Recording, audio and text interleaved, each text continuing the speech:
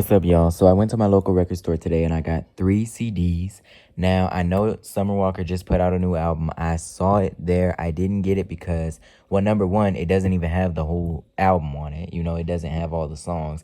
And number two, I feel like as soon as I saw this, especially for the reduced price, they got this at $8. I was like, okay, I need to get this one because this one I feel like is much better than her third one. This one is like still my favorite of the whole trilogy.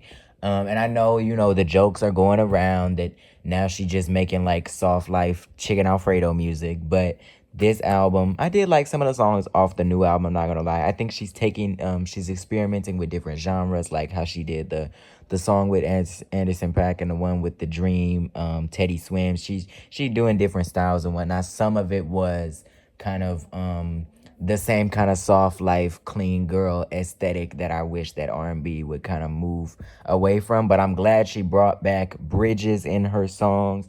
There's a lot of good energy on the album. At the same time, that album, Finally Over It. Yeah, that's really all I got to say about that one. This one I think is the one that I'm going to really enjoy in my collection. Still Over It from 2021. Of course, the CD comes with a different cover, and the Sierra's Prayer is not on the album. But of course, my favorite songs on this one would have to be Bitter, X for a Reason, No Love, that right there, Session 33, and Fourth Baby Mama. And did I say X for a Reason? Yeah, X for a Reason. So anyways, we just gonna open this up. And this CD has been out for a while, so y'all probably know what the booklet looks like. But oh, I'm surprised. I didn't know that this was what the CD looks like. So she really put it together to look like, a mixtape. It looks like I'm not trying to be shady or whatever. It looks like a fan-made CD, like, with the track list, whatever. It looks like a mixtape type thing. I appreciate the aesthetic that she was going for. But anyways, here's the booklet. Still Over It, and that says my fourth studio album.